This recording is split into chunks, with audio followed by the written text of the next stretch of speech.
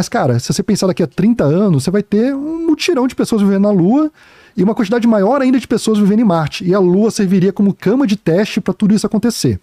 Essa é a narrativa original. Tá. Só que agora, quando mudou o governo, o Musk está influindo muito no governo. E ele sabe que ele não tem concorrente para Marte, é só ele.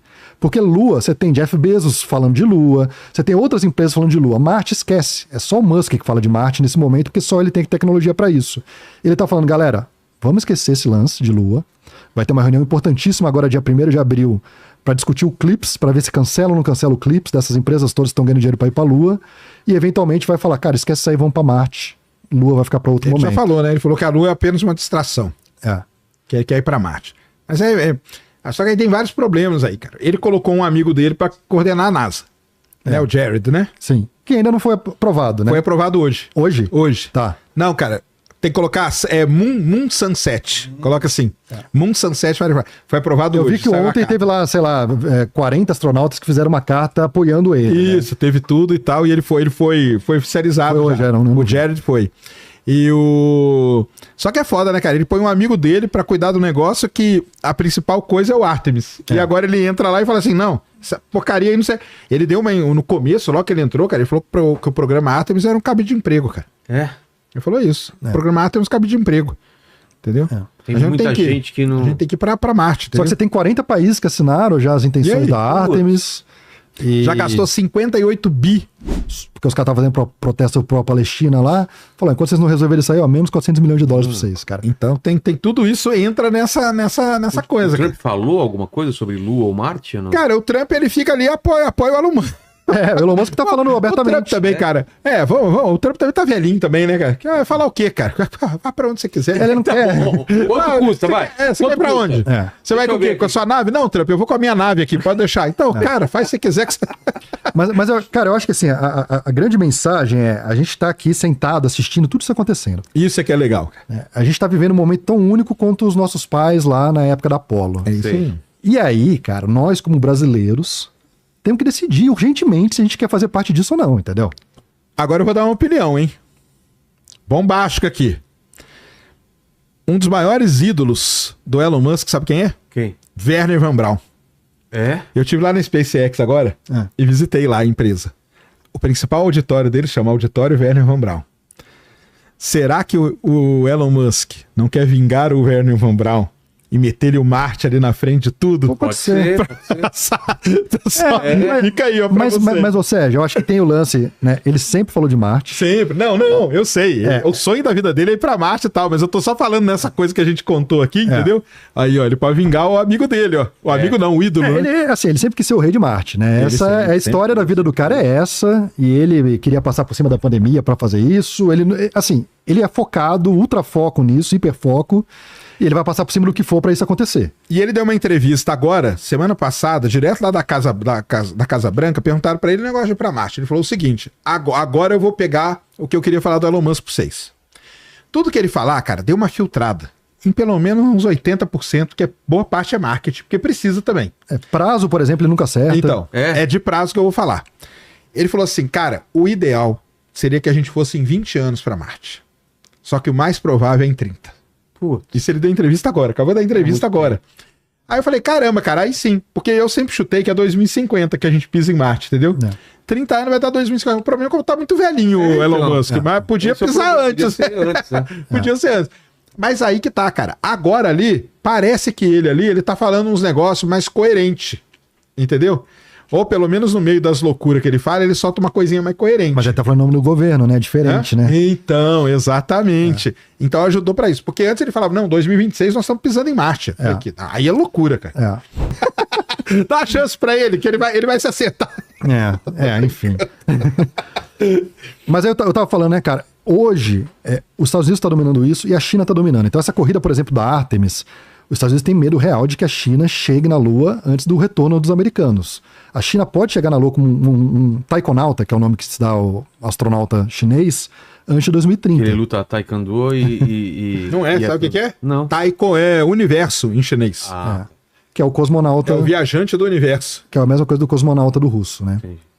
E, enfim, pode ser que chegue antes dos americanos, o que seria péssimo para os americanos, eles não conseguirem retornar antes que os chineses cheguem lá. Principalmente se os chineses começarem a extrair coisa de lá e usar aqui e mostrar que o negócio gira mesmo, né, cara? Que aí vira o problema aqui, porque o chinês está muito fixado nessa história do hélio 3.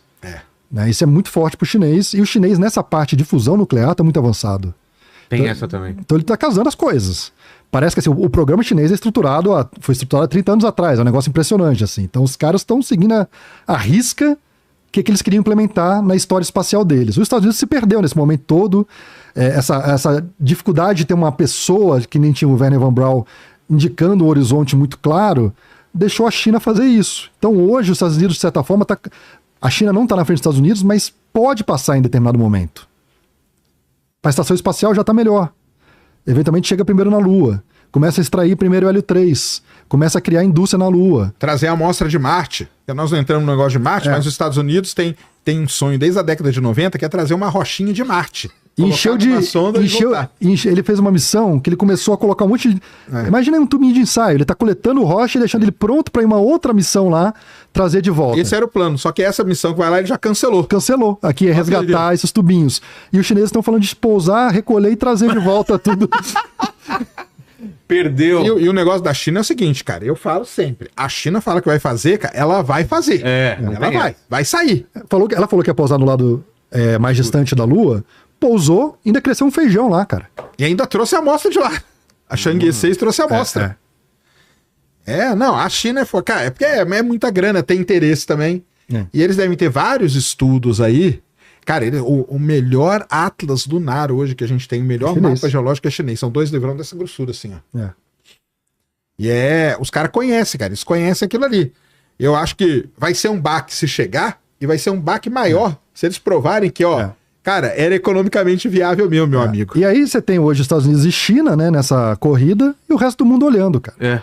Esquece Alcântara. Esquece Alcântara. Cara, Alcântara, querendo ou não, é um sítio bom de lançamento. Existem motivos do porquê que lá seria um sítio ideal de lançamento para o mundo. E aí quando eu falo para o mundo, é porque assim, Alcântara, as pessoas normalmente pensam em órbitas geoestacionárias, que são órbitas de telecomunicação. Mas a Terra, ela está no eclíptico. Então assim, tudo no sistema solar passa numa região equatorial. Eu poderia atingir locais do sistema solar impulsionado pela rotação da Terra, gastando menos combustível. Menos combustível não é que o combustível é caro. Gastar menos combustível é mais carga que eu consigo levar. O que é caro é a carga. Então Alcântara poderia ser esse grande portal de acesso à economia lunar, que a gente chama de cislunar, economia de asteroides, economia de Marte, tudo poderia sair de Alcântara. Só que nenhuma empresa americana vai sair lá dos Estados Unidos, vir instalar aqui no Brasil, se não tiver incentivo para isso. Hoje, Alcântara precisa de incentivo para fazer as coisas acontecerem lá. O governo brasileiro, junto com investimento privado e tal, deveria fazer uma puta estrutura para que empresas de outras localidades falassem, pô, ali é um sítio que é interessante para a gente ir lá. E o que é interessante? Pô, um cara que trabalha com a área espacial é um cara que estudou bastante, bem formado, quer ter uma qualidade de vida. Então ele quer ter um bom restaurante, quer ter um bom hotel, quer ter bom acesso para ir, para voltar, quer ter acesso às lençóis maranhenses, quer poder chegar em São Luís rapidinho. Tudo isso tem que ser feito de uma maneira para atrair todo mundo. Isso ainda não foi feito. O pessoal não entende, cara, que não é... A gente fala do espaço, mas quando você fala, por exemplo, de Alcântara, não é só da questão de... É toda uma coisa em torno, né, cara? É um ecossistema, igual você diz. Que hoje não aconteceu ainda. Não aconteceu. Que hoje é o mato, tomou conta. O Raul Carlos, ele perguntou aqui o seguinte: se vocês puderem falar um pouco sobre o voo da InnoSpace, que vai acontecer em julho, seria muito legal um evento com todo mundo na Praia de São Luís para assistir. Bora lá. Então é o seguinte, cara, Alcântara, qual que é o uso que estão dando atualmente para Alcântara? A Alcântara está sendo alugada para algumas empresas, né? A InnoSpace é uma empresa sul-coreana. Ela traz a estrutura dela, a plataforminha dela. Ela fez um lançamento ano passado, né, 2024, né, de um foguete suborbital deles, ou seja, que não entrou em órbita. E ela tem programado para esse ano, se não me engano, 5 lançamentos de Alcântara. Entre eles, um lançamento orbital. Se ela conseguir, vai ser a primeira vez que um foguete atinge a órbita de Alcântara, né? E tem um satélite meu lá. Esse satélite seu tá nela? Tem. É mesmo? É um satélite que eu vendi pro INPE, né? Entendi. É do INPE, o INPE fez a carga útil e a gente entregou o que a gente chama de buzz, né? Que é a parte de engenharia do satélite. Então, a InnoSpace vai lançar a C6 também, né? A C6? Não sei. Eles estão querendo lançar também. Mas aí no Space falou que tem 5 lançamentos. Você acha que eu lanço 5? Cara, é uma incógnita pra mim. Eles já ameaçaram ir embora do Brasil Ó, algumas eu sem vezes. conhecimento nenhum, hein? Porque o Lucas é lá de dentro, ele não pode falar. Mas eu sem conhecimento nenhum sempre falei que esse negócio não vai acontecer, hein? Tem anotado, aliás, tem apostado. Eu tenho apostado isso ao vivo, tá? Assim, Eu acho tudo uma incógnita também, cara. Mesmo sem conhecimento nenhum, mas fala aí. Não, economicamente ela não é competitiva como a SpaceX. Isso ninguém é. Ninguém. Só que existe um negócio chamado responsividade, né? Que é a capacidade de você lançar uma carga para o espaço num tempo muito curto. E a SpaceX hoje não serve mais isso, porque tem tudo lotado. filas e filas lotados. Então, se qualquer cliente precisa lançar uma carga em poucos meses, não consegue. E é aí que entra todas essas empresas que economicamente não competem com a SpaceX, mas conseguem lançar, Tipo Rocket Lab. tipo a Rocket Labs e tipo aí no Space. Entendi. Ou a Virgin, que queria voar do Brasil, né? No Brasil, exatamente. Que eu acho que foi a grande chance que a gente tinha, era ter voado o primeiro Lessônia, que é o SAR, o radar SAR que a gente tem, pela a Virgin de Alcântara, mas não... Mas aí a empresa faliu também, né? A Faliu. Virgin Galactic também, né? Aí também não tem culpa nossa no caso, né? Não, falei depois. Depois daria? Você acha que daria? Teria, bom. Teria dado, né? É. Teria dado. Então é isso aí, cara. Aí no Space vamos acompanhar, cara.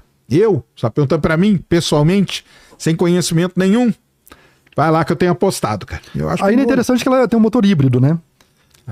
Então, a gente falou muito de motor sólido, motor de líquido. Nesse caso, ela mexe o comburente e o combustível, um é sólido, outro é líquido. Então, a gente chama de motor híbrido. Não é muito comum, mas algumas empresas fazem. tipo- Mas se lançar, eu aceito aí. Qualquer um com cobertura em São Luís aí, com vista para o centro de Alcântara, pode me chamar. Que a gente vai lá pro prédio lá e faz uma festa aí. É demais. Um churrasco, qualquer coisa e transmite lá. E lá ainda tem um lance das Porque eu sei que lá dentro, eu sei que eles vão deixar entrar. O que foi? Tem um lance das marés, né? Que quando você sai... Sim, lá tem, né? Que lá a maré é bem mais acentuada, porque tá na linha do Equador, é isso mesmo. Ô, Lene, manda aí. A gente vai ter um motor elétrico algum dia? Não vai, né? Pra foguete. Já tem. essas- Já tem. São No os motores iônicos ou elétricos. A gente chama de motor elétrico ou iônico. São motores que trabalham com os elétrons, né? Ele funciona muito parecido com a TV de tubo antiga. Então a TV de tubo ela gerava as cargas que formava a imagem. Ele, em vez de formar a imagem, ele está empurrando o satélite assim que ele gera a carga, né? Tá. O Starlink usa motor de argônio. São gases nobres. Você gera os íons dele e aí impulsiona a nave. Entendi. Agora, o elétrico para sair da Terra é complicado. Ele não O peso tem... das baterias? Não, ele não tem empuxo suficiente para fazer isso acontecer. Mas no carro ele alcança ele vai um empuxo, dá um... Cara, no carro é diferente. No carro, aquilo lá que você sente é o torque. Ah, tá, não é isso. Que quando você acelera ele vai... Ele vai mesmo, direto, né? aquilo lá é o torque no carro elétrico, ele é transferido imediatamente. É. No motor a combustão ele vai aos poucos. No foguete não é isso, cara. O foguete ele precisa ter empuxo, que é uma força que empurra ele para cima da equação do foguete, lá no Sim, nosso sim. querido ΔV. Você precisa ter o ΔV, o motor elétrico daqui, a gravidade da Terra é muito grande, tem ainda a atmosfera que atrapalha, Não entendeu? consegue. Então, mas no espaço já usa, muitas Entendi. naves. Ó, o Vitor Vasconcelos perguntou aqui se já sabemos o que tem no lado escuro da Lua.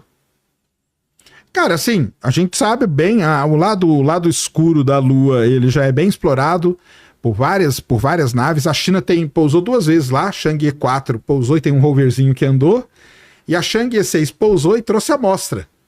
Tudo tipo numa semana. Então, assim, o pessoal tá estudando e nós aqui, meros mortais aqui, nós não sabemos, mas os caras sabem com certeza. A China deve ter tudo isso aí mapeado, cara, numa resolução boa, eu acredito, viu? Só uma correção, assim, a gente não chama ele de lado escuro da Isso. Lua, tá? Não, como que chama? É o lado mais distante. Por quê? Eu chamo de oculto. É? Eu já fiz uma enquete com os astrônomos, até o Salvador participou da minha enquete.